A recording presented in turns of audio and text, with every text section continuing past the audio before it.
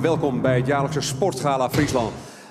Al voor de 5e keer heb ik de eer om hier te mogen staan. Tussen al die fantastische prestaties die het afgelopen jaar zijn gepresteerd. Zometeen gaan we kijken wie er uiteindelijk goud wint in de diverse categorieën. En het mooie is ook weer om te vermelden dat het Sportgala niet alleen hier te beleven is in de zaal. Maar ook weer thuis. Via de stream is het allemaal te bekijken via, moet ik even goed kijken, Omroep Live. Dat gaat het dit jaar uitzenden. De eerste prijs die wij vanavond gaan uitreiken is de Sportploeg van het jaar. En mag een applaus voor de uitreiker in deze categorie voor Evert ten Apel.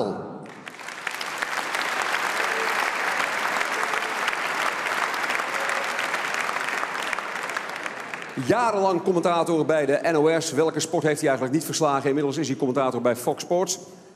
En Evert heeft de mooie prijs bij zich. Collega, zeker. Maar ik durf hem eigenlijk aan jou bijna niet te stellen, maar toch even. Als je zoveel sportwedstrijden hebt verslagen, wat is nou de allermooiste geweest? Oh, dat is heel simpel. Dat zijn de 3 Elfstedentochten. Ja? Ja, nee, dat is echt serieus. Dat zeg ik niet omdat ik nou hier in Heerenveen ben. Dat zeg ik over de hele wereld. Dat is zo uniek, zo bijzonder. Zo, ja, eigenlijk wil ik zeggen zo Nederlands, maar zo Fries. En ja, het mooiste, ik heb hem alle 3 keer vanaf de motor bij min 20 graden 's morgens heb ik hem mogen verslaan. En dan zeiden die meisjes van NOS, hoe hou je dat vol? Ik zei, jongens, ik zit op de eerste rang. Wat wil je nou toch? Wat is er mooier dan? Ik had Henk Kroes vanavond even. De allereerste keer in 85 hadden ze nog geen nummers, dus wij wisten niet wie het waren. Dus ik rijd met de motor met Frans Suls, een Belg, en Roger Leclerc, de cameraman, rijd ik langs de kopgroep. Er waren 4 man. Ik zei, jongens, hoe heten jullie? Wij wisten het niet. Nou, die gaven mij even hun namen, die schreef ik op. En toen zeiden ze tegen mij, wil jij even kijken hoeveel wij voorop liggen? Ik zei, nou, dat is goed. Dus ik liet me even terugzakken, reed daarna weer naar voren, 1,5 minuut. Jongens, de Elfstedentocht, het mooiste wat er is, echt. Hey, nog één dingetje, je was afgelopen vrijdag bij Omroep Friesland. Heb je ook zo genoten afgelopen zondag van de Friese derby? De eerste 7 minuten, man. Ik wist niet wat er gebeurde. Ik zat op het puntje van de stoel. En die gekke Geert Arend Roorda, die zat dus ook in de studio. Die zei, Sander van der Streek maakt de winnende goal. Nou, dan heb je er verstand van, toch? Precies. Het was uiteindelijk een geweldige derby. En het mooie was, afgelopen jaar was Cambuur de Friese sportploeg van het jaar. Dat betekent dat Fokke en Ronald dus naar het Cambuurstadion gingen. En die gingen eens kijken, waar staat nou precies die Pim Mulierprijs?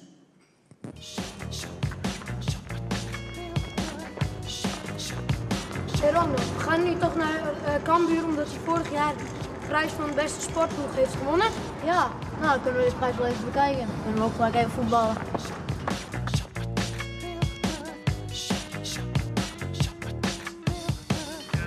Oh, dat kan zo niet. Wat? Even een shirt aan. Oh. We mogen jullie niet naar binnen. Dat is beter. Kom verder. Oh nee. Hey. Wat heb je mooie shirtjes aan, man. Ja, bedankt. Wat komen jullie doen? Nou, we waren vernomen dat u vorig jaar een sportprijs had gewonnen van het Sportgala. Ja, dat klopt. Mogen we hem nu even zien? Ja, natuurlijk. Maar dan moet ik even zoeken waar die is, hè. Ik ziet hem niet zo staan, dan moeten jullie maar even zoeken.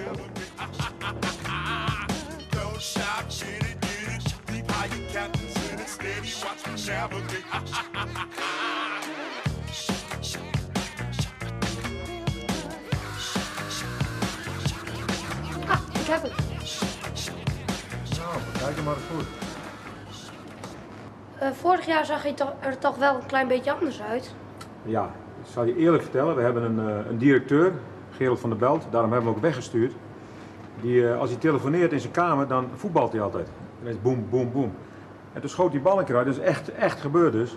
En die knalde het beeldje omver, waardoor een kleine beschadiging is opgetreden. Poetst u hem ook nog regelmatig? Ja, we hebben hem vaak gepoetst al. Oh, dus u bent er wel trots op? Ik ben er heel trots op. Maar jongens, jullie komen uit Droegerham, hè?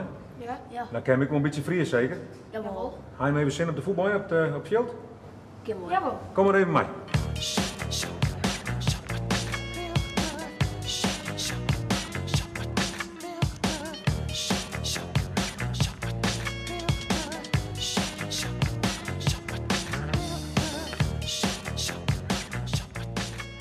Maar Henk, volgens mij weet jij wat meer van de genomineerden van het Fries Sportgala.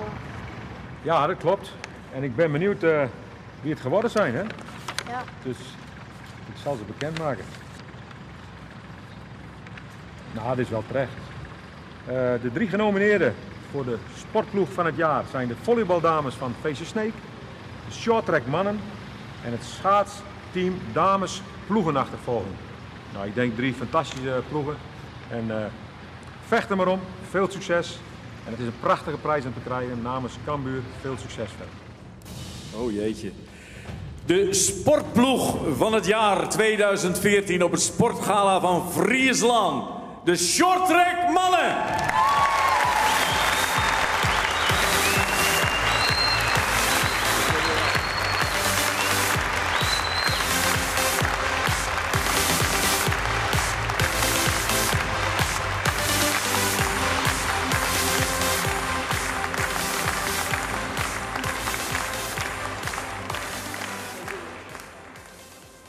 Ja, wie gaat hem in ontvangst nemen? Ik geef de middenste man het beeldje. Oh ja, want die heeft natuurlijk een dankwoordje voorbereid. Ja, zeker. Nou, go ahead. Ik ben het nu even kwijt, maar ik heb het van Shanky, dus misschien weet hij het nog. Oh, die weet het nog wel uit zijn hoofd, denk jij? Oh, je wil al verstoppen? Ja, ik denk dat ga je echt niet staan, dat ziet niet meer, maar dat valt er vies tegen. Nee, nou, ja, ik zal het wel even doen. Ik ben altijd heel goed in dit. Dus normaal ben ik altijd klaar in 3 woorden, maar ik zal het nou proberen het vandaag doen in 3 zinnen. Nee jongens, ontzettend bedankt dat wij deze prijs hebben mogen winnen. Super trots dat we als ploeg, we hebben het natuurlijk met z'n 4 gedaan. Niels is er niet, maar die hoort er ook bij. Die was er vorig jaar ook bij, maar super trots dat we deze prijs hebben kunnen winnen. Hey, en nou komen jullie net terug uit Turkije, was het hè? Even Korea voorblijven, was geen probleem hè? Nou, nee, we finishten dit keer achter hoor, helaas. Maar, ja, maar een beetje in het vizier houden. Ja, maar het was voldoende. We moesten achter zijn om de wereldbeker veilig te stellen en dat hebben we gedaan. Ja, want het winnen van die wereldbeker, vertel me eens even, hoe uniek is het? Nou ja, we zijn de eerste, nog nooit een Nederlander individueel of met het team heeft nooit de wereldbeker gewonnen tijdens de shorttrack cyclus van over 6 wedstrijden. Dus het is zeer uniek dat we dat nu dit keer met 7 man hebben kunnen doen. Hey, nou is het shorttracker zit natuurlijk behoorlijk in de lift. Hè? We hebben Olympische Spelen, we hebben de laatste EK gehad in Dordrecht. Merk je dat ook, dat er een beetje aanwas komt, dat jonge talentjes komen? Ja, nou, je bent volgens mij alleen met de clubs in Leeuwarden en Heerenveen zijn volgens mij al verdubbeld de laatste 3 jaar. Dus het is wel aardig upcoming. Gaat de goede kant op. En één ding nog even over die prijs dan. Kijk, dat jullie die als sportploeg winnen, Allah. Maar niet gaan voetballen in de buurt, hè? Want hij moet wel een keer heel blijven. Nee, misschien wordt er nog een schaats komt er tegenaan, maar ik hoop het niet. Als die Otto maar een beetje uit de buurt blijft. Ja, daar is hij niet zo veilig bij, denk ik. Precies. Heel goed. Hey, jongens, van harte. Sportploeg van het jaar in Friesland. De shorttrack mannen. Dankjewel.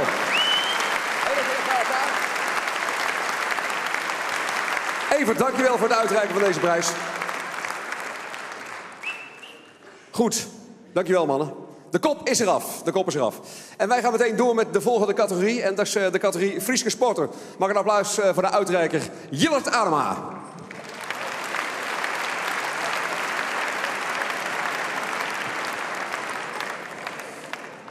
En Jillert heeft al een beetje kunnen kijken hoe Evert dat doet. Ervaren man, hè, die Ten Apel. Dus dat redt hij allemaal wel. Jillert, goed je te zien. Afgelopen, lekker druk weekend. Hè? Hoe kijk je er eigenlijk op terug? Ja, met gemengde gevoelens. Ik heb altijd meer last van de dingen die misgaan dan dat ik plezier beleef aan de dingen die goed gaan. Omdat ik denk gewoon, ja, dat was in de training ook al te zien. En als je dat dan doet in de wedstrijd en er is niemand beter, dan ben je eerste. We zijn de team beter, ben je 11e en dat maakt dan niks uit. Je doet wat je in de training kan. Ja, want voor alle duidelijkheid, we hebben het over het WK afstand. Hè. Van donderdag tot en met zondag was dat hier in de buurt. Maar goed, je hebt het uit al een aantal plakken. Hè, met Heather, met Stoeteringa, met Jorrit. Waar ben je nou eigenlijk het meest trots op? Dat alle rijders die aan de start stonden een medaille hebben. Ja, oké. Maar dat is niet iemand specifiek, zeg maar. Nee, niet iemand specifiek. Het is gewoon, ik moet leiding geven aan een team. Dus ben je blij met wat het team deed. Dat het goed is in de breedte, dat iedereen dus een prijs heeft gewonnen. Nou sta jij hier voor de Friese sporten. Ben je zelf een beetje een beoefenaar van de Friese sporten? Ja, zeker wel. Altijd gekaatst en het vierleppen, wat je dan het meeste niet als wedstrijdsport, maar gewoon met het kiewitseieren zoeken, dan doe je dat gewoon. En alleen het zeilen, dat gaat me te langzaam. Oh ja, nou, dat zeilen gaat hem te langzaam. Dat is een mooi bruggetje. Want Ronald en Fokker zijn dus weer op pad gegaan, ook voor deze categorie. Die zijn langs gegaan bij de genomineerden. En die gingen daarvoor naar het werkschip van Douwe Visser.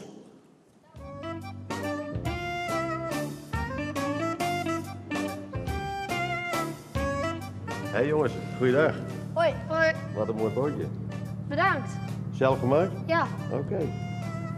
Het wil niet zo erg, hè, zo op het gras. Het boot me eigenlijk in het water. Ja, eigenlijk wel. Zullen we weer op mijn schip kijken? Die ligt echt in het water. Ja, graag. Oké. Hele generaties on hetzelfde roer. Vaden bij de Marne en de Wetterspoel. Als de band van toegebouwers, maar de moed van Hudde Klaus, maar de rook van Tarre Turf trekt strand en steen. Maar vaart u dan ook nog met het schip? Jazeker, ja. Wij varen hier vracht mee. Je moet er wel het brood mee verdienen. Wij wonen beneden en dit is het werkterrein, dit is de stuurhut, zoals ze dat noemen. Of zoals in het vliegtuig een cockpit of bij de vrachtauto de cabine. Dit is dit en daarvoor zie je daar het laadgedeelte. Daar gaat de lading in en uit. Welke prijzen hebt u allemaal gewonnen met het zeilen? Met het skutschielen? Ja. Nou, dat weet ik niet meer. Dat zijn er zoveel. Ik heb zoveel prijzen gewonnen met skutschielen, dat geen idee. Maar de belangrijkste zijn natuurlijk altijd de kampioenschappen van de SKS in Friesland. En daar wordt ook het meest naar gekeken. En daar hebben we ook een stuk of 8 van gewonnen. Ja. Oké. En u bent vorig jaar Frieske Sporter van het jaar geworden. En maar waar heeft u dat beeldje dan aan verdiend? Ook aan de skutschielen. Omdat dat we toen dat jaar ook kampioen waren geworden. Wil je de genomineerden voorlezen voor de Friese Sporter van het jaar? Nou, dat doe ik graag. Spannend, hè? Ja. En de genomineerden voor de Friese Sporter van het jaar zijn Douwe Visser van het Schuurtje van Grauw, om misverstanden te voorkomen, Leonie de Graaf en Bart Helmholt.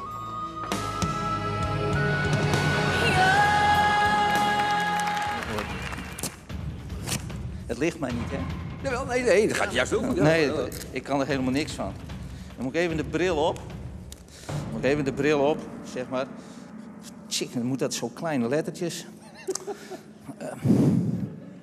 Bart Helmholt!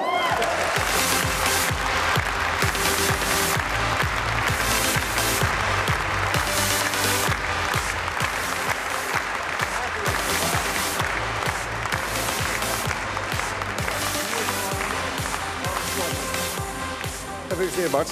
Ja. Is dit nou de derde? Ja, klopt. De derde. Nou heb jij ook al 2 keer, hoe noem je dit?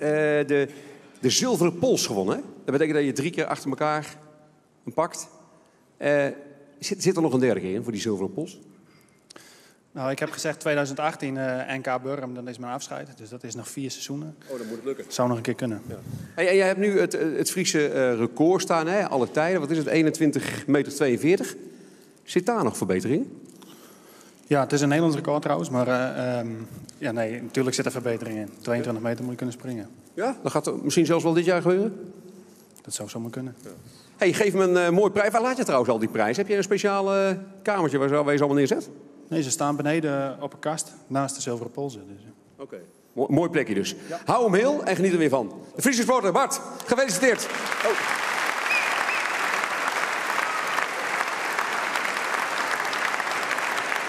Daar staat wat ervaring bij elkaar, hoor. Bart, gefeliciteerd. Jelle, dankjewel voor het uitreiken van deze prijs.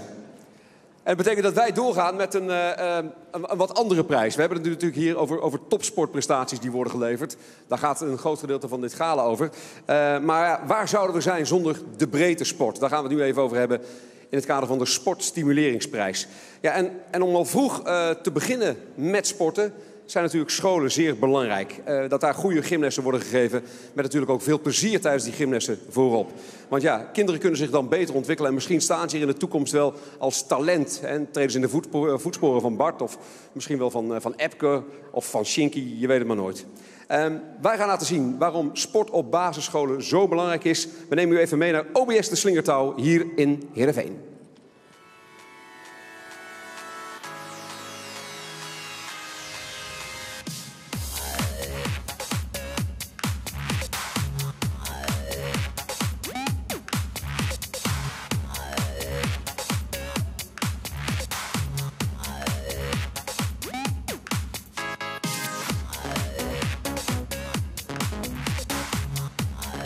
Sport op basisscholen is een initiatief van de Friesland Zorgverzekeraar en Sport Friesland.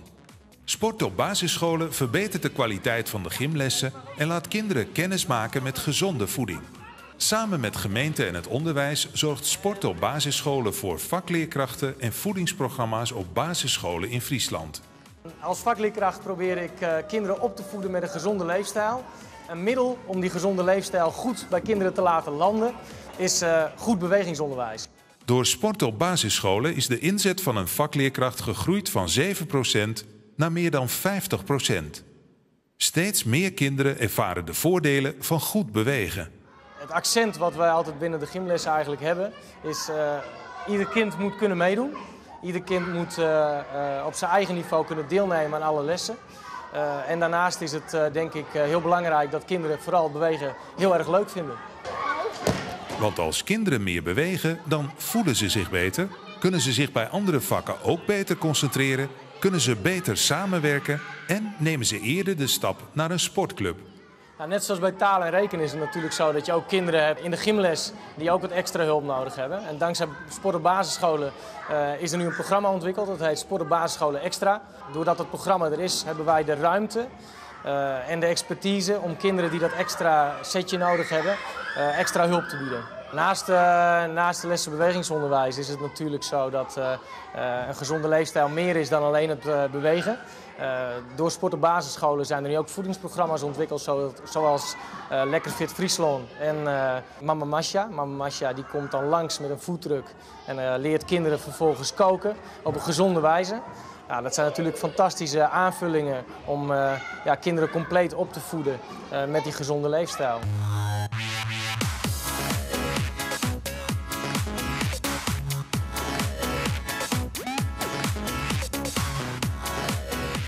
Nou, ik vind gewoon bewegen en zo leuk. We gaan ook altijd koppenrollen maken en zulke dingen. En we houden ook heel veel van rennen.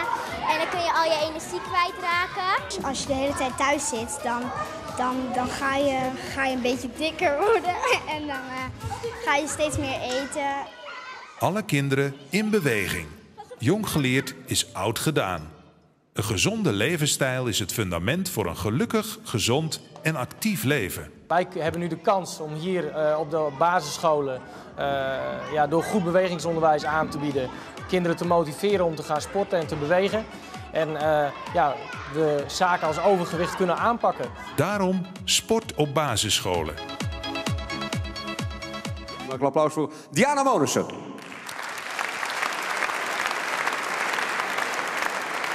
En Diana is van de Friesland Zorgverzekeraar. Ik zou bijna zeggen, wat is een sportgala in Friesland zonder Diana? Even op het podium. Welkom Diana.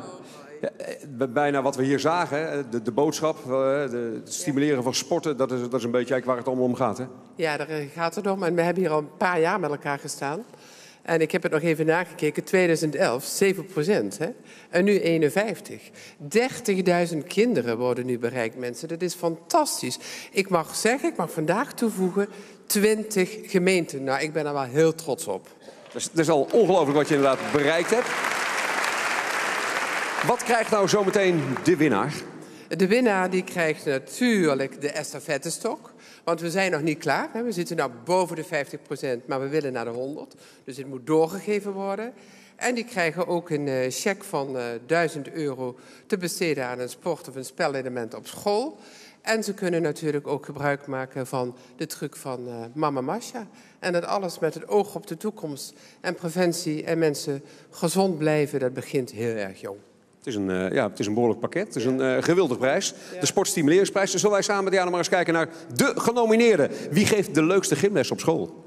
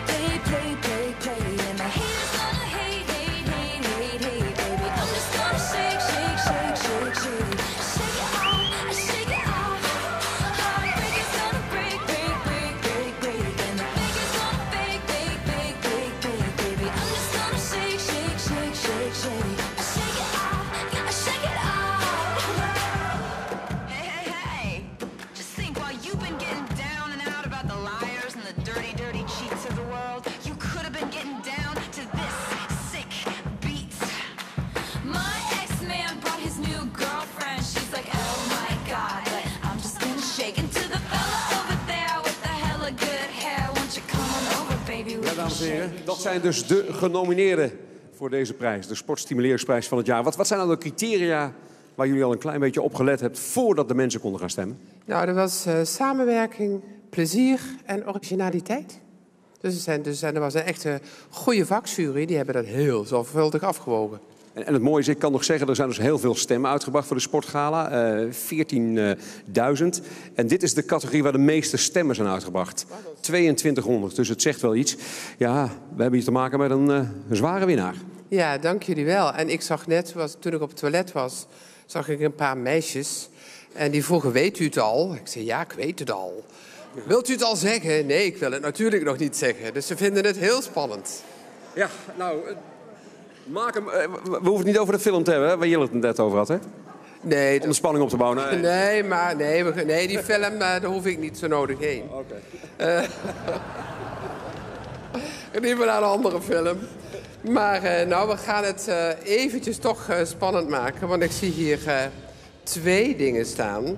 Maar het is toch voor 1 bedoeld. Het is OBS, de Compagnonschool en CBS de Praam.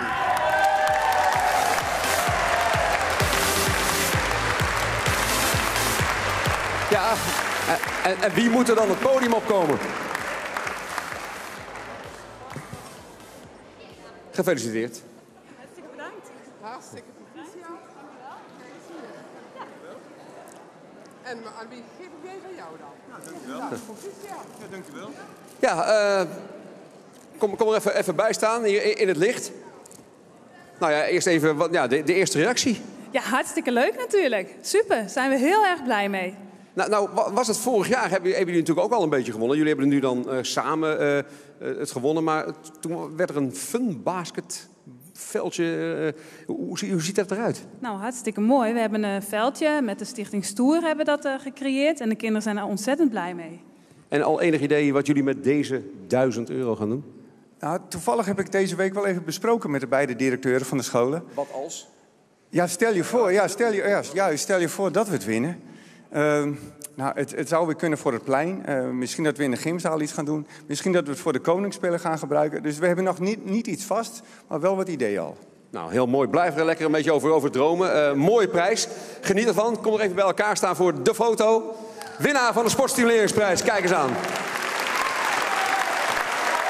CBS de Praam en OBS de Compagnonschool. Diana, dankjewel voor het uitreiken. We komen toe aan een bijzondere prijs. Het is namelijk de Oeuvreprijs.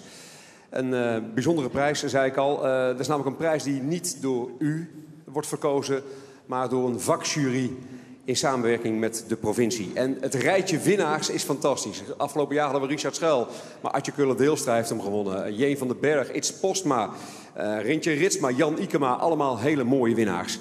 En de afgelopen jaren werd die prijs uitgereikt door de gedeputeerde, door mevrouw Schokker.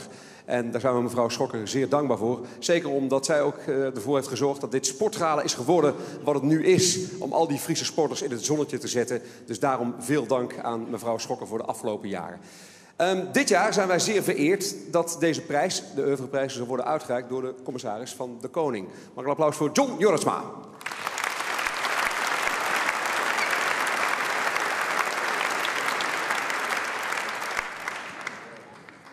Ja, commissaris zijn in een provincie waar zoveel wordt gesport. Als je alleen al afgelopen weekend neemt, meneer Jorritsma, goedenavond. Ja, trotser op het WK afstanden of toch misschien die wedstrijd Cambuur-Heerenveen? Ja, dat is een dodelijke vraag natuurlijk. Ik heb ze allebei gezien. Ik ben zaterdag bij het WK geweest. Dat was iets heel bijzonders natuurlijk. Het laatste weekend van het oude Tialf. En daar ook in de gelegenheid geweest om het publiek die de afgelopen 30 jaar ons hebben geholpen om Tialf te maken tot wat er is. Natuurlijk, de sport is op de eerste plaats, maar het publiek is onmisbaar daarbij. En die heb ik mogen toespreken daar vanaf de middenstip. Dat was een fantastische ervaring. En dat je de andere dag dan naar de kraker van Friesland gaat. En dan moet je als commissaris natuurlijk ook heel voorzichtig zijn welke beweging je maakt. Ik kreeg al te horen, ik had de verkeerde sjaal om. Ik had een hele neutrale sjaal omgedaan. Ik denk, mij krijgen ze niet. Nou, ik had dus een gele sjaal om moeten doen. Ja. Dat heb ik dus niet gedaan, want ja, Ik ben ook maar een mens, hè. Dus bij elke goal dan wilde ik juichen of ik dacht van nu moet ik blijven zitten. Dus ik was met André Bolhuis, voorzitter van NOC-NSF, was ik daar.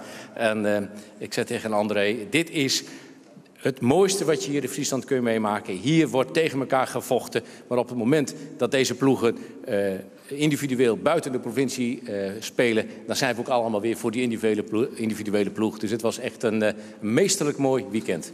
Ik was ook bij die wedstrijd. Ik heb ook een paar mensen gezien. Die gingen pas na 10 minuten zitten. Ja, ik was er één van. Ja. We begonnen... Ik had het idee dat de gevoelstemperatuur -10 was. Ja. Maar na 40 seconden dacht ik dat ik aan een tropisch eiland zat. Ja, geweldig. We praten over de sportprestaties van 2014. Nou is het appels en peren vergelijken. Maar is er een prestatie die eruit springt wat u betreft? Ja, dat zijn er vele natuurlijk. Maar wat in mijn herinnering gegrift staat, is natuurlijk de terugkomst van de Olympische medaillewinnaars. Er kwam hier zoveel goud naar Heerenveen toe. Daar zal de Nederlandse bank jaloers op zijn. Dat was echt fantastisch. Dat zullen we nooit meer vergeten. Tot slot nog even, hoe belangrijk is sport voor de provincie? Ja, ontzettend. We hebben het over TIALF. Daar stoppen we 50 miljoen in. We stoppen een ijsbaan in Leeuwarden 10 miljoen. Het Centrum voor Topsport en Onderwijs stoppen we steeds geld in. Voor Friesland is sport gewoon een brand. Daarmee kun je, als ik in China ben en ik kom met een filmpje en dan laat ik Epke zien, dan zijn ze dat geweldig. Dat dan iedereen weet dat Epke vanuit China. Ik laat vervolgens ook Doudsen zien hoor, Epke. Dus, en dan gaan de monden nog groter open. Maar dat is natuurlijk een uithangbord voor een provincie die zijn weerga niet kent. Ik denk dat er zijn 12 provincies in dit land en 11 zijn stik jaloers op ons. We gaan dus zometeen de oeuvreprijs hier op het podium uitreiken. En ik zei al, het is een bijzondere prijs. En één ding kan ik alvast zeggen, de winnaar zit hier in de zaal. Een hij, een zij. Ja, ik zei al, misschien is het wel uw buurman. Ronald en Fokke gingen op zoek. Was het op zijn Fries of niet? Hilke Sietske, zeg. Ja, Hilke Sietske. Dan probeer ik het een keer in zijn Fries, gaat nog niet goed. Ronald en Fokke. Die gingen op zoek met één grote vraag. Wie is de winnaar dit jaar van de oeuvreprijs?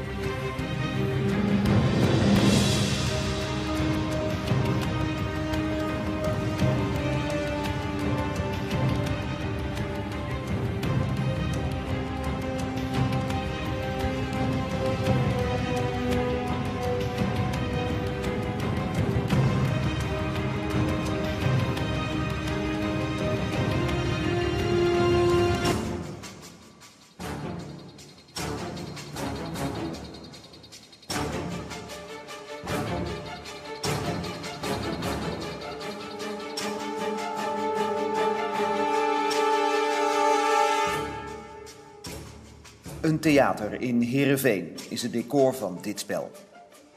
2 kandidaten spelen tegen een geheimzinnige schim. De mysteriespeler. Door vragen te stellen vallen steeds meer personen af op het speelbord. Uiteindelijk blijft er 1 overeind staan.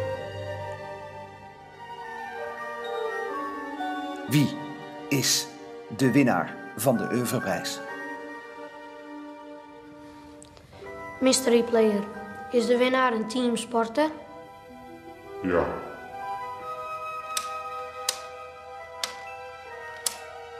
Beoefent de winnaar een balsport?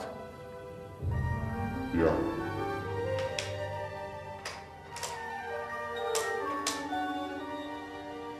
Heeft de winnaar iets met ijs te maken? Nee.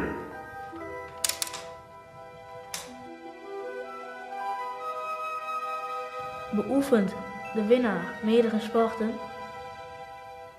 Ja. Heeft de winnaar gesport in het buitenland? Ja. Is de winnaar Jokelien Tienstra? Ja.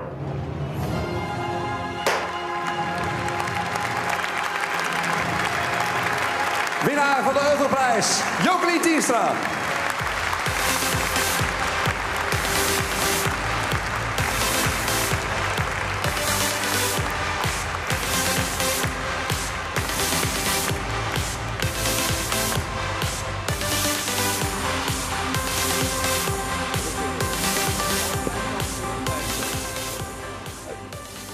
Ja, aan u, commissaris. Ja, want dit is al een hele bijzondere prijs die ik vandaag mag overreiken, dames en heren.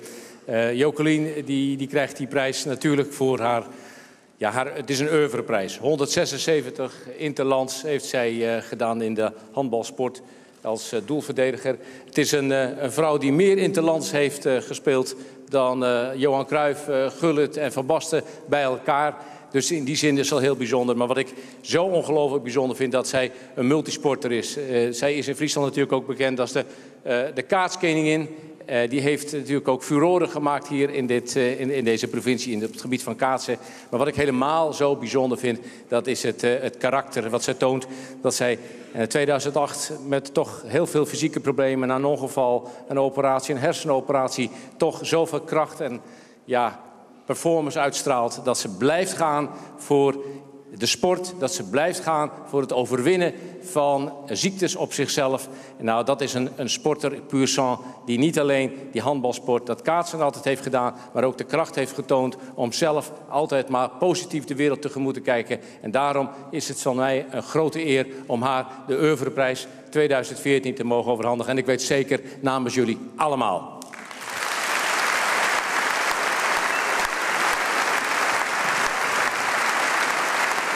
Ja. En daar sta je dan, hè? Dit was echt het laatste wat ik had verwacht, inderdaad. Want we moesten je om een hele andere reden hier naartoe lokken, hè? Ik zou de talenten toch uitkiezen, of niet? Ja, maar dat ga je ook zo meteen doen, hoor. Ah, oké. Dat blijft staan, dat blijft staan. Hoe voelt het om in zo'n rijtje te staan? Ik noemde net maar een paar sporters van de mooie rij. Een grote eer. Het zijn allemaal mensen waar ik, die helden voor me zijn. Heel veel daarvan in ieder geval. Ik leef sport. Ik heb elke sport gevolgd. En dan in hetzelfde rijtje te mogen staan is wel een hele grote eer. De commissaris zei het al, we kennen je van meerdere sporten. Is er eigenlijk een overeenkomst? Kaatsen, handbal? Het is beide met de arm, ja. Dat is duidelijk. Mijn schouder is kapot intussen, maar voor de rest gaat goed. Hey, en welke leuker is een flauwe vraag natuurlijk, hè? Ja, maar dan moet ik kan dan laten we... dus. Ja, moet ik zeggen. Eén ding wil ik wel weten, want de commissaris refereerde er al aan. Je bent een tijdje uit de relatie geweest, ziek geweest. Heeft dat je veranderd? En zo ja, in welk opzicht? Aan de ene kant ben ik realistisch geworden in het leven. Aan de andere kant ben ik nog strenger geworden voor mijn pupillen. Want ze moeten meer halen uit hun sportcarrière. Dus ik ben behoorlijk streng, inderdaad. Oké, die talentontwikkeling gaan we het zo meteen over hebben als jij de talentenprijs gaat uitreiken. Maar eerst wil ik nog een David applaus voor de winnaar van de Oeuvreprijs, Jokelien Tienstra. Even een kiekje met de commissaris erbij.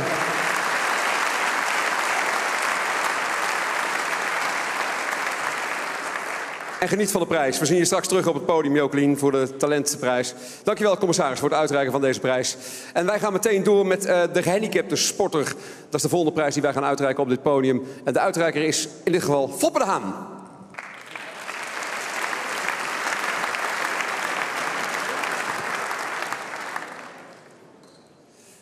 En als wij Foppe zo aan zien lopen, dan zien wij met z'n allen al dat Foppe een meer dan gezond kleurtje heeft.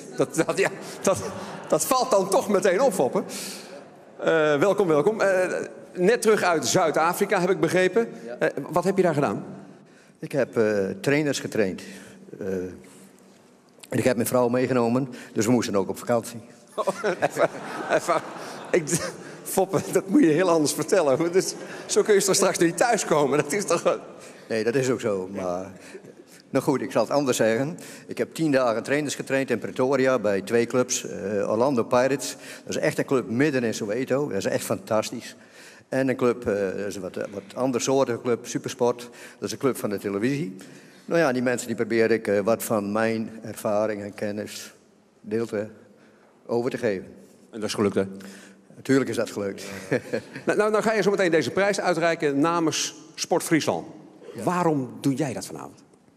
Waarom doe ik dat? Nou, ik heb wel een goede zou je kunnen zeggen, verbinding met de gehandicapte sport.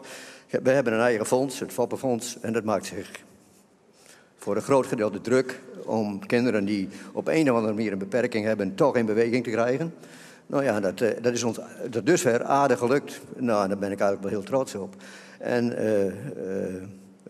het gaat niet alleen om de hele goeien, maar het gaat juist om kinderen die op een of andere manier bijna niks meer kunnen. Of niet de mogelijkheid hebben omdat ze de financiën niet hebben of omdat de afstand te groot is. En op een of andere manier proberen we te helpen. Nou, dat zei ik net al heel prima. Nou ja, en het is fantastisch zo'n gala. Dus ik vind dat onze oud-directeur van Sport Friesland daar een groot compliment voor verdient. Want die heeft dat eigenlijk bedacht. Zaakje. Zaakje, ja, Zaakje. Zaakje heeft ons verlaten, gaat naar Groningen. En eigenlijk is dat slecht, maar goed. Zondag hebben we Heerenveen Groningen. Nou ja, oké. Ja, oké. Hey, nou zijn hier ook in Heerenveen hebben we de Special Olympics gehad. Hè? Dat is natuurlijk ook een geweldig evenement geweest. Ja, dat was fantastisch. Dat was echt fantastisch. De opening op zich was al uniek, echt uniek. En als je kijkt hoeveel er deelnamen en ook naar de ondersteuning van de vrijwilligers, dat was eigenlijk ongelooflijk. Dat was typisch Friesland, vond ik eigenlijk. Nou ja, en de beleving eromheen, het was gewoon echt buitengewoon. In Heerenveen en in Sneek met de watersport was ook heel bijzonder. Hè? Dat je kunt zeilen met een aangepaste boot en dat je dan ook nog fantastisch kunt zeilen. Dus allemaal met elkaar een enorme happening. En het mooie is dat het €100.000 heeft achtergelaten als een soort erfenis. Nou, dat hadden ze van tevoren nooit gedacht volgens mij. Maar het is wel gebeurd. Nou ja, en daar kan met name Sport Friesland, want die is volgens mij van plan om daar heel aardige dingen mee te doen. Nou, en dat is natuurlijk fantastisch welkom. En dan moeten we nog heel even één ding aanstippen. De trappenrun. Ja. Oh, kijk eens, hij begint helemaal te glimmen. Ja, jaren geleden, of een paar jaar geleden, toen liep ik met mijn accountant. Die woonde in een van die gebouwen. Daar heeft hij zijn kantoor. En toen stonden we onder en zeiden we, nou gaan we de trap op of gaan we... Nee, hij zei, we gaan met de lift. Ik zei, wij gaan de trap op. Hè. In het kader van beweging is goed voor mensen. Dus we liepen de trap op. En toen dacht ik ineens van, verrek, in Rotterdam, bij de Nationale Nederlanden, daar doen ze een trappenloop. Waarom zouden wij dat niet doen? Bij het stadion staan 3 grote gebouwen met allemaal trappen. En dat kunnen we ook organiseren. Dus toen heb ik een aantal mensen om me heen verzameld. En die hebben dat fantastisch georganiseerd. Toen hebben we het gedaan met een wedstrijd Heerenveen tegen Friese amateurs. Dat was ook hartstikke leuk. Nou doen we het in het kader van mee met het vrouwenvoetbal. Want het vrouwenvoetbal moet ook een push in de rug hebben. Dus de wedstrijd is Heerenveen PSV in het stadion. Het moet vol. En in de pauzes en de afloop doen we de trappenrun in het donker met allemaal zo'n ledlichtje op. En die rennen dan die gebouwen op en af. Iedereen kan meedoen. Ze moeten er een beetje voor betalen, want het geld is voor mijn fonds. Nou, dat is natuurlijk hartstikke goed. Open Fries kampioenschap, trappenrun. OFK, ja. Heel goed. Foppe, voordat je de prijs gaat uitreiken, zullen we eerst eens even kijken naar Fokke en Ronald, want die zijn weer op pad gegaan voor de genomineerden in deze categorie.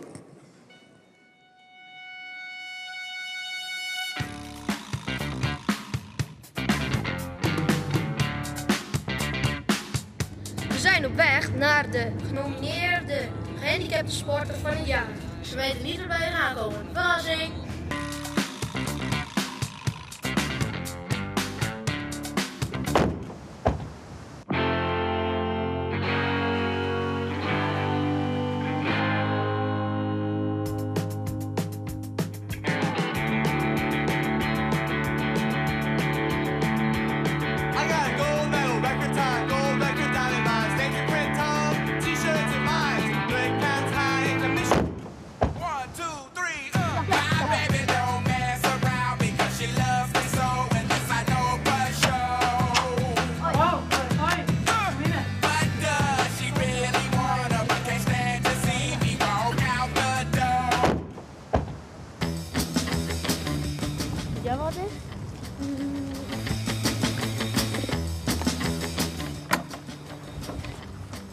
Nee, hier is niemand.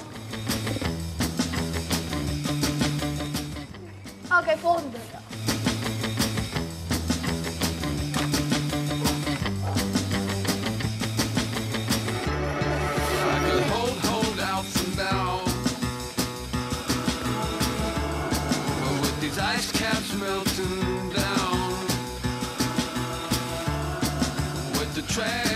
Ik mis 1 been.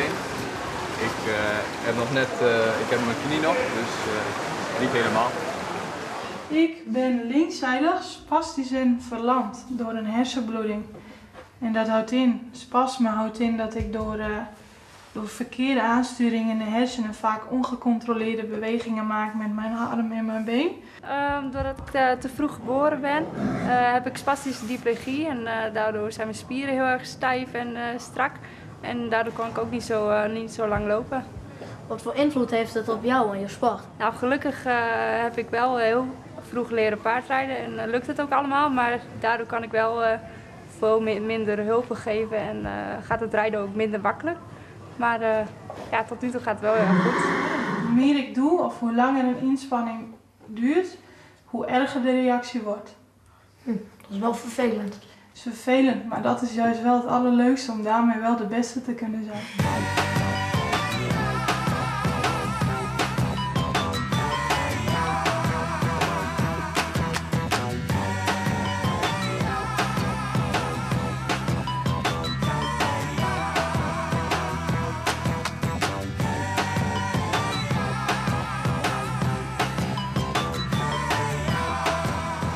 Wat is je droom?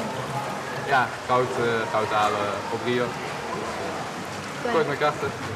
En wat is je grootste prestatie in de paardensport? Dit jaar ben ik 2 keer wereldkampioen geworden tijdens de wereldkampioenschappen. Dus dat is eigenlijk de grootste prestatie en daar ben ik wel heel erg blij mee. Wil je nog iets anders bereiken? Over 2 jaar staat de Paralympics voor de deur. Dus mijn grootste droom is om daar aan mee te doen en daar ook weer op het podium te eindigen. Zo te zien heb je hier heel veel prijzen staan. Op welke ben je nou het meest trots? Ja, hier liggen heel veel prijzen, dat klopt. Maar het allermooiste ligt er niet in. En dat is wel degene waar ik het meest trots op ben. En dat is natuurlijk de zilveren medaille die ik in Londen heb gehaald tijdens de Paralympische Spelen van 2012. Maar die ligt ver achter slot en grendel.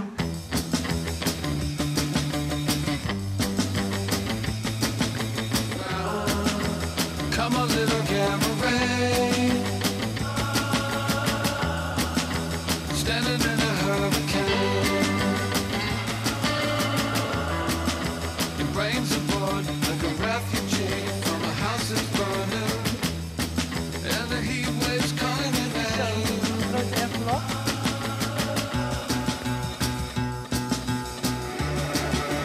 She's got a cactus crown. With the dot down on the brow. Nou, fantastisch. And she speaks inside a cloud. Ik ben genomineerd. Vet. Super blij mee. Hit me like a camera ray. Standing in a hurricane. De prijs is gewonnen door Rikst van der Horst.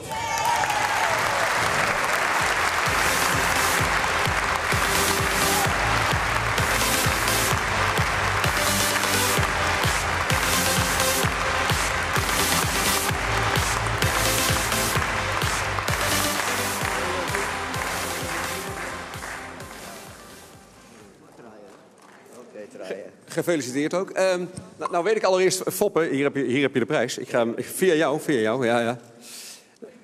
Nou is Rix toevallig voor jou geen onbekende, hè? Nee, Rix die is wel aardig bekend. Rix die rijdt op een paard, dat is uniek. En wat ze doet is uniek, dat is fantastisch. En wij hebben een beetje geholpen om dat paard voor haar te krijgen. Want paardrijden is, moet ik goed formuleren, is moeilijk. Want je bent ook afhankelijk van je eigen talent. En je bent afhankelijk van het talent van het paard. Rix die kan fantastisch paardrijden, maar het paard wat ze had was gewoon niet goed genoeg om haar talent zo optimaal mogelijk te gebruiken. Dus toen belde haar vader een keer en toen dacht ik van, ik moet overleggen met mijn bestuur. Maar goed, toen hebben we mede gezorgd dat het paard uniek is het bij Rix terecht is gekomen. En sindsdien doet Rix unieke dingen. Dat is mooi verwoord. Ja. Dat is mooi verwoord, want ja, we zagen net al even voorbij komen in het filmpje. 2 wereldtitels. Ja, het afgelopen jaar was ongekend, hè? Ja, dat was echt fantastisch. Het een naar het ander. Dus ja, het is heel erg bijzonder geweest. En de droom van 2016, oké, die staat. Wat staat er dit jaar op het programma? Dit jaar staan de Europese kampioenschappen op het programma in september. Dus we gaan alles aan doen om daarheen te kunnen. Ik wens je heel veel succes dit jaar en natuurlijk ook op weg naar Rio. Foppe, mag ik jou danken voor het uitreiken. En mag ik nogmaals een applaus voor de gehandicapte sporter Rix van der Horst.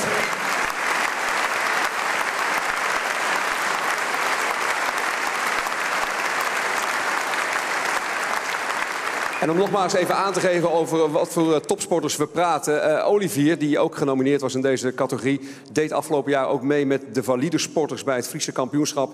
En werd ook prompt Friese kampioen. Dus geweldige prestatie. Nogmaals, nog applaus voor Rikst. En dankjewel Foppe voor het uitreiken. Ja, maar wacht even Foppe. Ja, inderdaad, goed dat jij me eraan herinnert. Want jij kwam aanlopen met iets moois. Ja, ik heb de handen vol.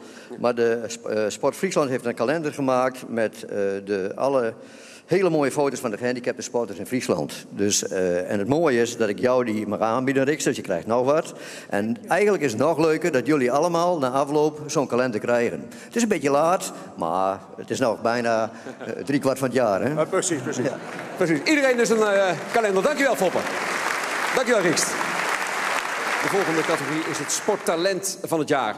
Een van de 2 uitreikers hadden we hier zojuist al even, die hier naartoe werd gelokt om deze prijs uit te reiken. Jokelien Tienstra. En de andere uitreikster is Dina Boonstra.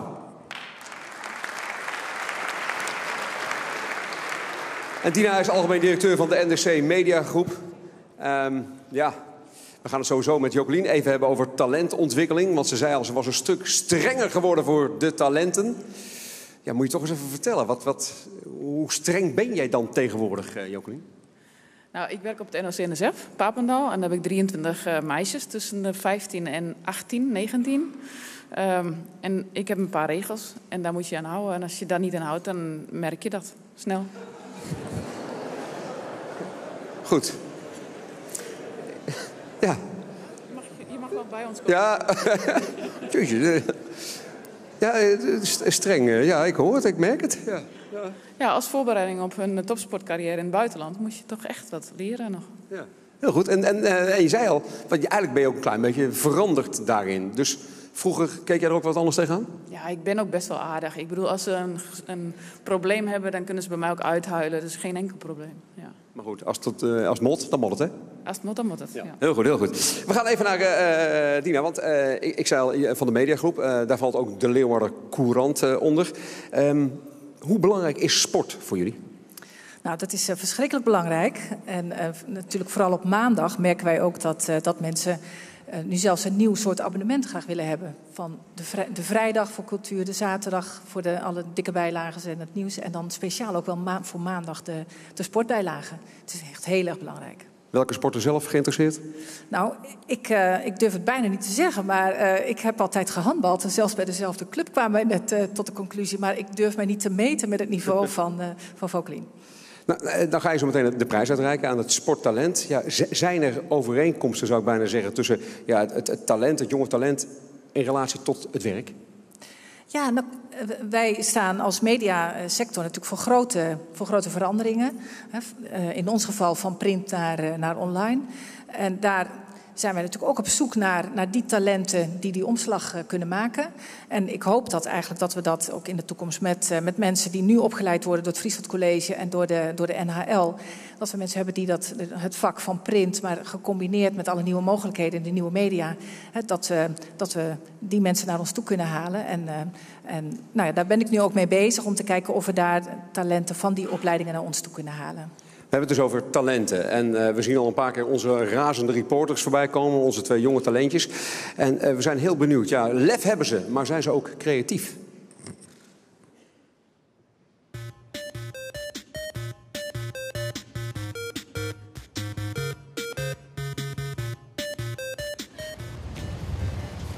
Inline, aflossing of puntenkoers. Ja, echt. We zijn jaloers. Dit talent gaat als een speer. Wat? Ze gaat bijna even snel als de brandweer. Jouw prestaties kunnen echt in de pronk. Genomineerd voor sporttalent is Bert Vonk.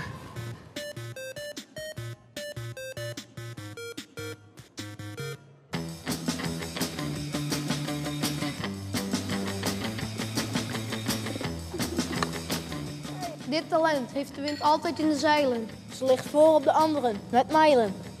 Europees kampioen, bijna wereldkampioen. Je zal het maar moeten nadoen. Deze vrouw is wereldbekend. Lichte Akkerman is genomineerd voor sporttalent.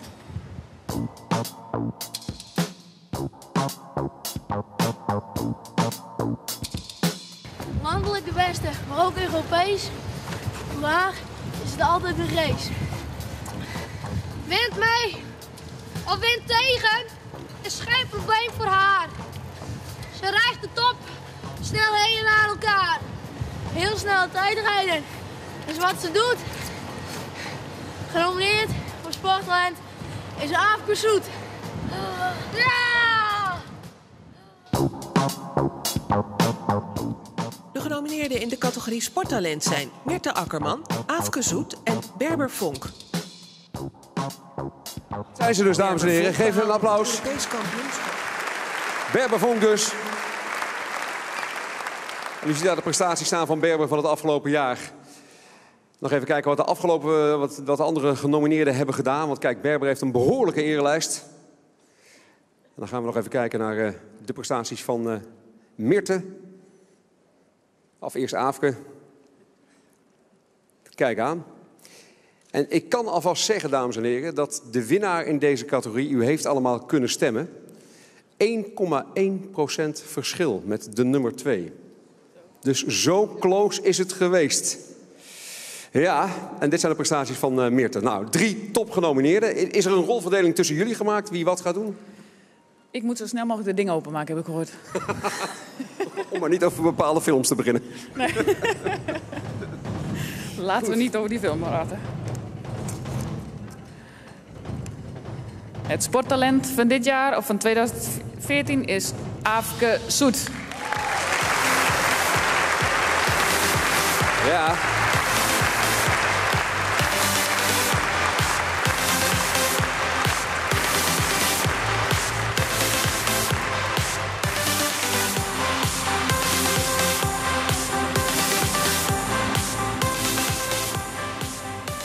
Gefeliciteerd. Ja, Bill, ik kom maar eens maar even. Ja, ik zei al hoe klein het verschil was. Hoe is de opluchting? Dat je hier nu staat als winnaar. Nou, het was sowieso al een hele grote eer dat ik was genomineerd. Maar dat ik deze prijs in ontvangst mag nemen is natuurlijk supermooi. Ja, hoe voelt het goed? Ja, het voelt heel goed. Ja. Ja, we horen iedereen al praten over de Olympische Spelen. Dat is een beetje snel, denk ik. Ja, maar het is wel een hele grote droom voor me om Olympisch goud te halen op de zomer- en winterspelen. Kijk aan, heel ambitieus. Voor dit jaar, de doelen 2015? Nou, ik moet mijn Nederlandse titel bij het wielrennen weer verdedigen en mijn Europese titel. En ik hoop dat er misschien ook nog een wereldtrui bij mag komen. Dus... Grote ambities. Heel goed. Het talent van het jaar, Aafke Zoet. Ja, en van het sporttalent gaan we naar de sportvrouw. De voorlaatste verkiezing van vanavond. En onze 2 razende reporters gingen op pad en gingen de sportgenomineerden bekendmaken door middel van een bezoekje aan volleybalclub Sneek. En daar gingen de heren een quizje spelen.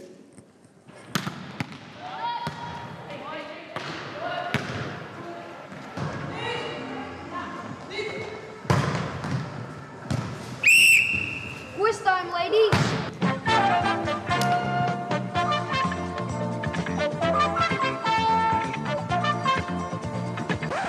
Welkom bij de quiz. We zijn hier nu bij Feestje Sneek.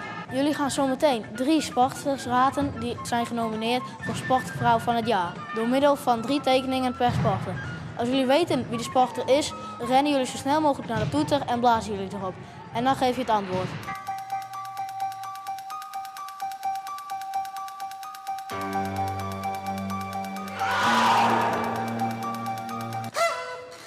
Iedereen wist. Ja.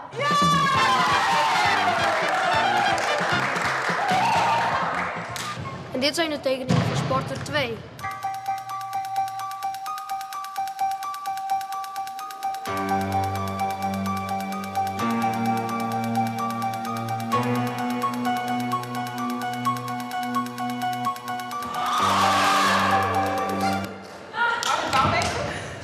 Dat is goed.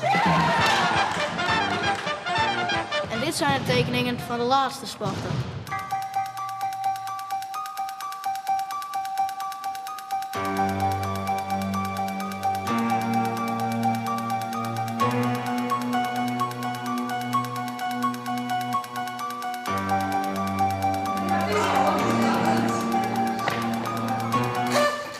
Mama op kamer gaan? Ja.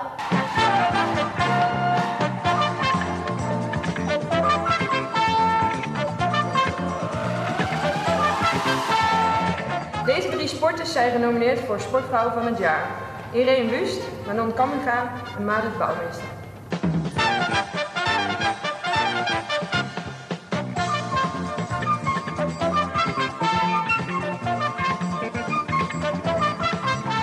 Dat was de quiz voor deze week. Tot volgende week. Doei! De genomineerden in de categorie Sportvrouw zijn Marit Bouwmeester, Manon Kamminga en Irene Wust. Manon Kamminga werd Europees kampioen inlineskaten marathon op de weg en Europees kampioen 1000 meter op de baan. Op het Nederlands kampioenschap op de baan veroverde ze niet alleen goud op de 300, 500 en 1000 meter, maar ook op de afvalkoers en de puntenkoers. De Olympische Spelen behaalde Irene Wust goud op de 3 kilometer en de ploegenachtervolging, zilver op de 1000 meter, 1500 meter en 5 kilometer. Daarnaast werd ze Europees en wereldkampioen allround en won ze het wereldbekerklassement op de 1500 meter. Zeilster Marit Bouwmeester werd wereldkampioen op het onderdeel laser radiaal. Ze won ook de wereldbeker.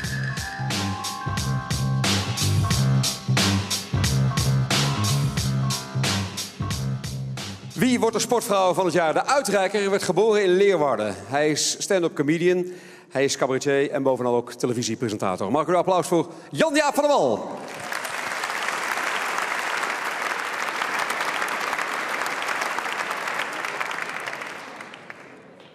Goedenavond, dames en heren. Hallo. Blijf jij daar staan, Twan?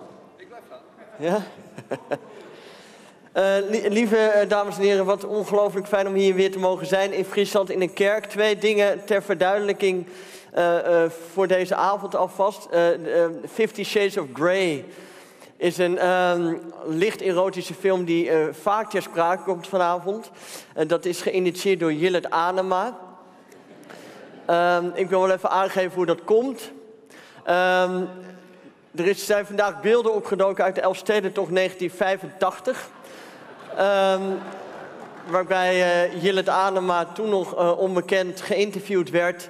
En 2,5 uur achterlag op de winnaar en zei: ja, ik heb mijn dag niet.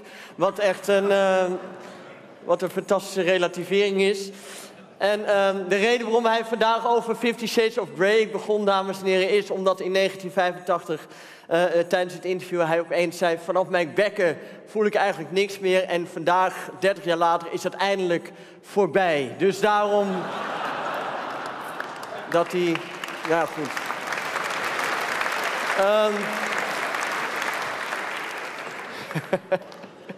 Tweede ding ter verduidelijking. U hoorde net de commissaris van de Koning. En die zei dat in China, als men een plaatje ziet van Epke Zonderland, dat ze dan zeggen: oh, oh, oh, oh, oh. En dat is, ik ken Chinees, dat is oh, oh, oh, oh, betekent daar wereldkampioen turnen. Dat is gewoon, dus in die zin is het ook weer niet zo heel bijzonder. Goed. Aan mij de eer om een bijzondere categorie uit te reiken. Sowieso iets met vrouwen vind ik altijd leuk en vice versa. Inmiddels zitten we natuurlijk wel in de categorieën waarbij we het echt hebben over topsporters. Echt topsporters, alle 3. En dat heeft nogal wat consequenties. En een van de consequenties is dat er in deze categorie ook wel eens mensen niet zijn. En in deze categorie is het zo dat Irene en Marit er niet zijn. Wat mij zometeen, Manon, brengt tot een ode voor Manon Kamminga. En die ode bestaat eruit door het allereerst afzeiken van de andere 2 kandidaten. Want ja, jij bent hier nu en in de sport betekent dat feitelijk dat je gewonnen hebt. Want de rest is er niet. En wat zijn dat nou eigenlijk voor mensen? Tuurlijk, Marit Bouwmeester zit op dit moment in Lanzarote om te trainen. Of zoals ze het zelf doen, vakantie vieren. Tuurlijk, die had gewoon geen zin. En Irene Wust, tuurlijk, heeft het Songfestival gewonnen. Maar ja, is dat een sport, dames en heren? Is dat daadwerkelijk een prestatie? Nee, dan Manon Kamminga. Dat is een sporter. Dat is een vrouw naar mijn hart, dames en heren. Manon Kamminga. Dat is ook de enige sporter die je zomaar op straat zou tegen kunnen komen. Omdat ze haar sport op straat beoefent. Manon is gewoon gebleven en is daarom hier vanavond en vertegenwoordigt ons Friese. En dat vind ik prachtig. Manon, ik weet niet of je de film 50 Shades of Grey gezien hebt, maar... nou goed. Jillet Adema zou wel weten wat hij met inline skates zou kunnen doen. Maar goed. Manon Kamminga. Je bent ook de enige die hier bijna onherkenbaar in beeld is. En dat is niet nodig. Je bent prachtig. Je bent een prachtige vrouw. Ik zie een ochtend voor me. Ergens in mei. Parijs, de zon schijnt. We worden samen wakker. En we besluiten een uitje te gaan maken. En jij trekt je inline skates aan. Of om, ik weet niet hoe je dat moet zeggen, maar je doet ze aan. En langs de Seine is dat weet ik toevallig, langs de Seine is een prachtig pad. Prachtig geasfalteerd. En daar ga jij dan rijden. En ik ga achterop bij jou. En zo dansen we samen langs die prachtige rivier. Tot we op een gegeven moment bij een koffietentje aankomen waar je niet naar binnen mag met rolschaatsen. En dan haal ik voor jou koffie. Want zo ben ik.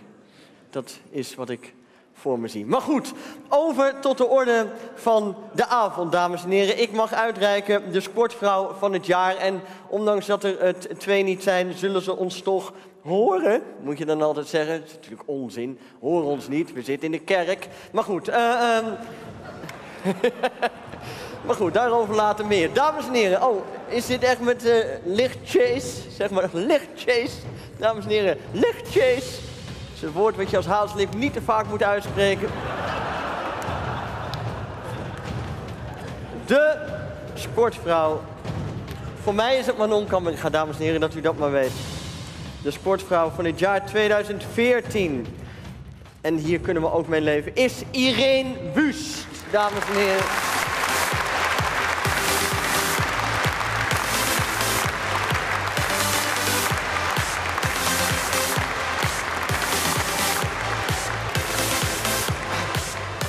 Irene, wat zie je er fantastisch getraind uit. Heb je niet een beetje te hard getraind, Irene? Gefeliciteerd. Alsjeblieft, alsjeblieft. U geeft hem aan Irene, hè? Kom maar klaar. Ja, dat gaat echt lukken? Ja, vorig jaar moest je hem ook afgeven? Ja, toen was ik ook vereerd om hem in ontvangst te nemen. En Irene die is helaas hier niet. Maar ze is enorm dankbaar dat ze de prijs weer gewonnen heeft. Moest ik even overbrengen. Ze is van Friese ouders, dus ze heeft die Friese trots ook. Ondanks die Brabantse Goorlandse tongval. Ja, maar ja, ze kan ook wel Friese, hoor. Hey, maar vorig jaar, want jij bent de masseur zeg maar, van Irene, verzorger, mag ik zo zeggen? Ja, zo'n klein beetje, ja. Ja, maar vorig jaar hadden we het over die goede dijen, goede sportbillen. Daar is niks in veranderd, hè? Nou, nee, dan kom ik in het straatje van Jeugd en dan ga ik niet in begeven. Zeg maar, één ding wil ik dan nog wel even weten. Zat er wel flink de P over in, hè, afgelopen weekend? Ja, behoorlijk. Een sporter die het altijd wil winnen en dan verliezen, dat komt niet in het boekje voor. En ik zeg altijd, van het verliezen word je sterker. Dus met 3 weken... Calgary? Ik denk dat ze er staat. Dat denken wij ook. Ja. Dankjewel voor het in ontvangst nemen van de prijs. Ja, dankjewel. Nog even een kiekje. Jacobus de Vries dus, de masseur van Irene Wüst. Ja, van der Wal, dankjewel. Juist, dat betekent dat wij toegaan naar de laatste prijs, de sportman van het jaar. En onze vliegende reporters gingen op bezoek bij de genomineerden. Maar goed, het is een hele drukke agenda die de mannen hebben, de genomineerde sportmannen. Zo bleek bijvoorbeeld al dat Sven Kramer, het paste niet helemaal in zijn schema. Maar gelukkig zijn de heren wel geweest bij de andere 2 genomineerden. Bij Jacob Bergsma en bij Epke Zonderland. Ze gingen op bezoek bij die mannen en mochten zelfs nog even meetrainen. Een droom kwam uit.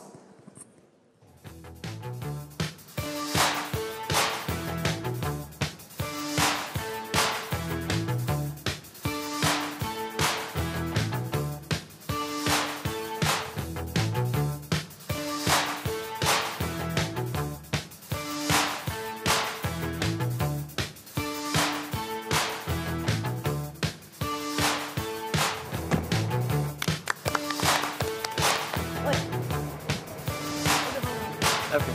Ik ben Fokker. Hey. Wat vond je van het afgelopen jaar gaan in het turnen? Ja, super. We hebben het beste turnjaar ooit gehad misschien wel. In ieder geval voor mezelf. Eigenlijk alle titels gewonnen die te winnen vielen op rekstok. En met het turnteam zijn we 60 geworden op het EK. Dus dat is echt een dik record voor ons.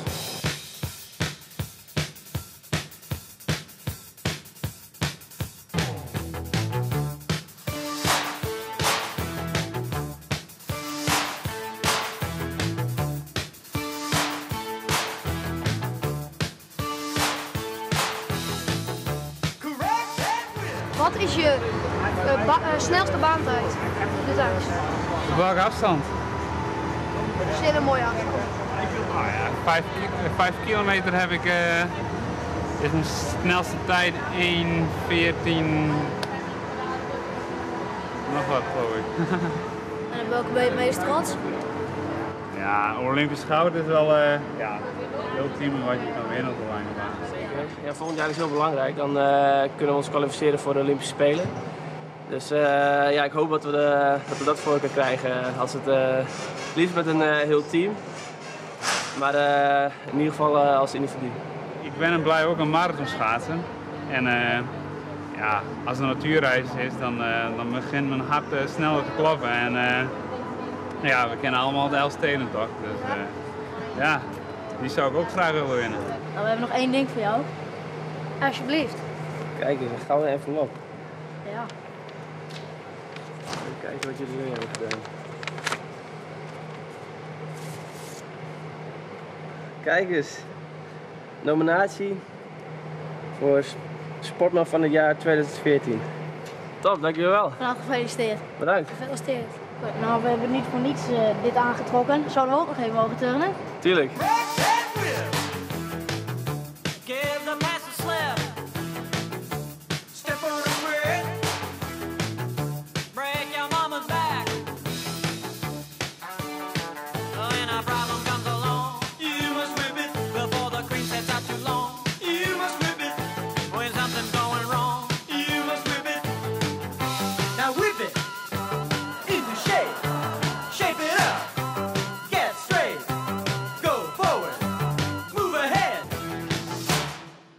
Ook nog een cadeautje voor je. Alsjeblieft. Oké, dankjewel. Moet ik hem openmaken? Ja. Hou er even af. Nominatie voor Sportman van het jaar. Voor het Friese Sportgala. Oh, hartstikke mooi, dankjewel. Ja. Daar ben ik heel blij mee.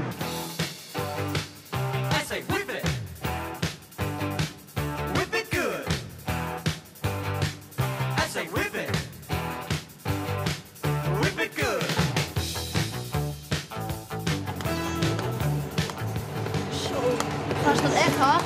Dik gewonnen. De genomineerden in de categorie Sportman zijn Jorrit Bergsma, Sven Kramer en Epke Zonderland. Jorrit Bergsma pakte tijdens de Olympische Spelen op de 10 kilometer de gouden medaille. Op de 5 kilometer behaalde hij brons. Ook won hij het wereldbekerklassement over de 5 en 10 kilometer. Tijdens de Olympische Spelen behaalde Sven Kramer goud op de 5 kilometer en de ploegenachtervolging. Op de 10 kilometer behaalde hij een zilveren medaille. Epke Zonderland werd op het onderdeel rekstok Europees en wereldkampioen. Ook won hij tijdens het Europees kampioenschap brons op het onderdeel brug.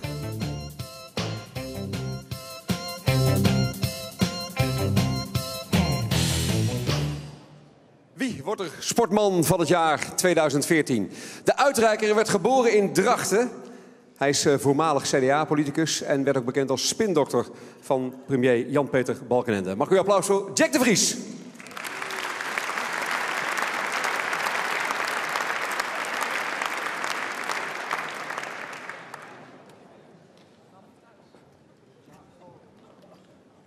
Goeien Olier.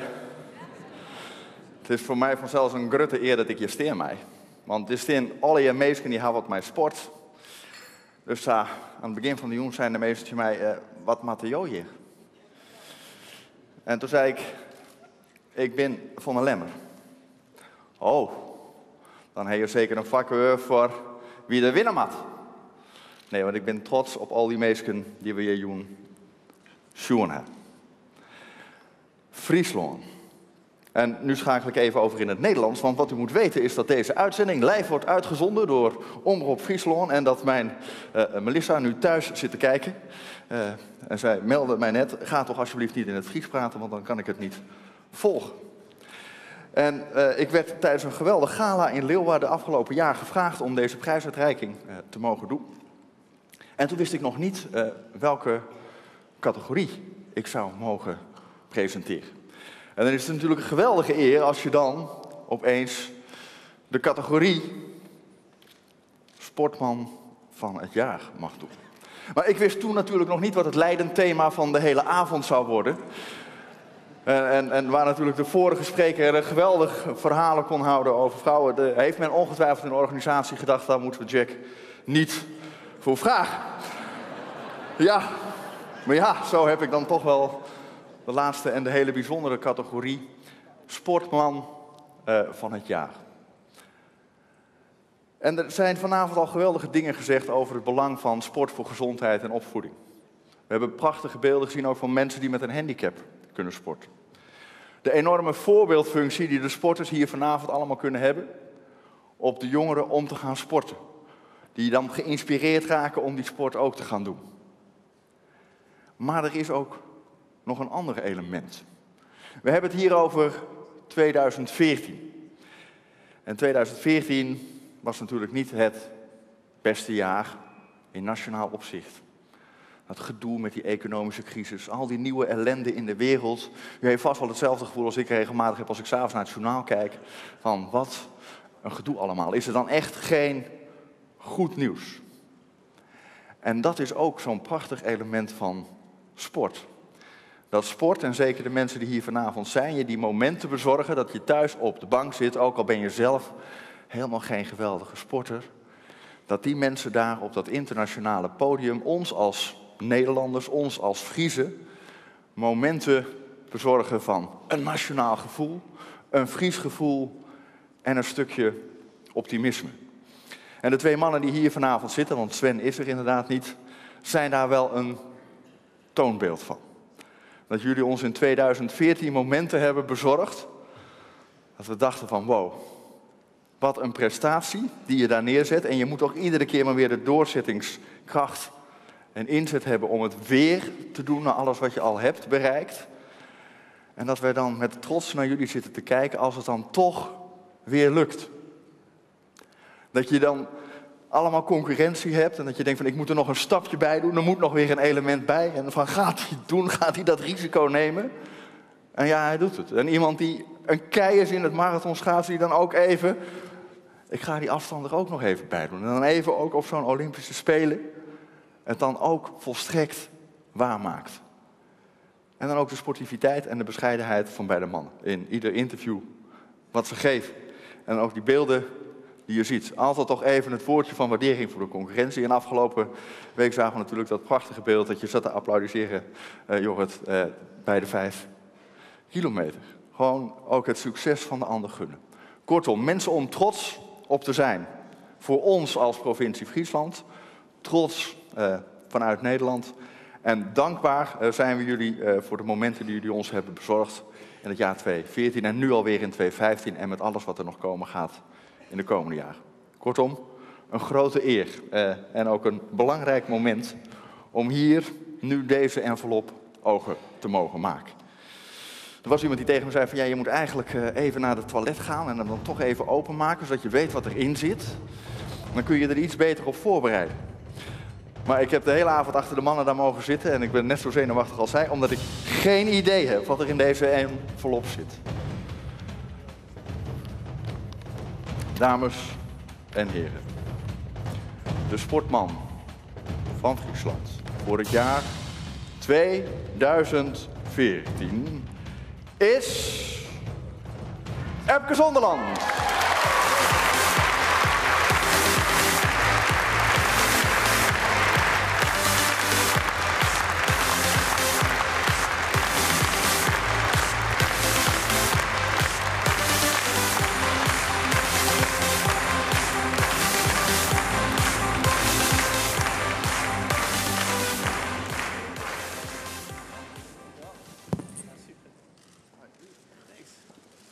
Epke, gefeliciteerd. Nou moet ik er al meteen bij zeggen, je moet het opnemen tegen 2 keer Olympisch goud. Ben jij ook wat verrast? Tuurlijk, ja. Met een Olympisch jaar en 2 van zulke sporters die ook genomineerd zijn, dan zijn de verwachtingen natuurlijk wat minder hoog. Maar daarom ben ik ook extra blij dat ik toch deze prijs in ontvangst mag nemen. En ook mede omdat ik inderdaad misschien wel mijn beste seizoen heb gehad vorig jaar. Dus daar ben ik ook wel trots op. En ik vind het heel gaaf om dan inderdaad zo'n prijs erbij in ontvangst te kunnen nemen. Ik stelde net die vraag al een keer aan Evert ten Apel, andere generatie. Hoe blijf jij je op jouw leeftijd, als je al zoveel hebt gewonnen, motiveren? Ja, dat ik besef dat ik nog beter kan en dat het nog steeds beter gaat. En dat is het leuke van mijn sport in ieder geval.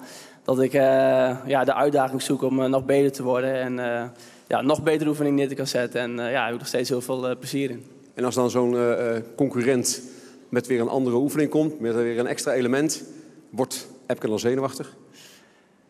Zenuwachtig, ik heb hem wel in de gaten gehouden en ik heb het in ieder geval al geprobeerd. Het is nog niet gelukt, maar we blijven proberen. Hey, en nog één dingetje, want we zagen net in het filmpje een paar talentjes die met jou mee mochten doen. Hadden ze trouwens een beetje talent? Ja, zeker. Ja, vooral op de trampoline. Daar hebben we niet heel veel van gezien, maar zeker. Hey, doe je dat vaker met jeugd of heb je daar geen tijd voor? Af en toe inderdaad zijn er projecten zoals Mission Olympic, waar ik actief mee bezig ben. En het grote gymfeest. Dus we pakken er zeker een moment uit om de jeugd ook veel plezier te kunnen laten beleven. En actief te laten zijn in de sport. En ik hoop dat op die manier zij veel daaraan hebben aan de sport. Maar misschien ook nog wel wat talentjes die boven komen drijven. Geniet van weer een prijs. De sportman van het jaar in Friesland van 2014, Epke Zonderland.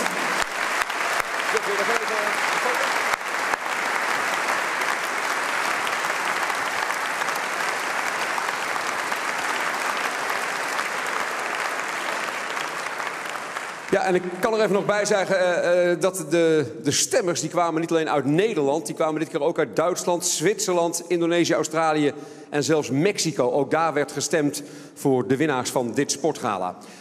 We zijn aan het einde gekomen van dit sportgala. Dit sportgala in Friesland, wat mede is mogelijk gemaakt door Sport Friesland en door allerlei sponsoren. Daarvoor veel dank.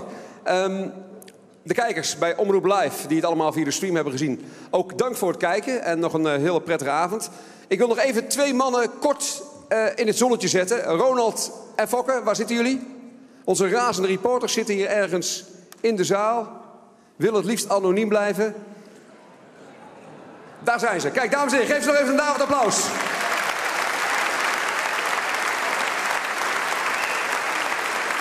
Dankjewel voor jullie leuke reportages. Ik wil nog even alle winnaars van vanavond samen op het podium vragen voor een totaalfoto. Ik wens u allemaal een hele prettige avond. Hiernaast is de borrel en graag tot volgend jaar.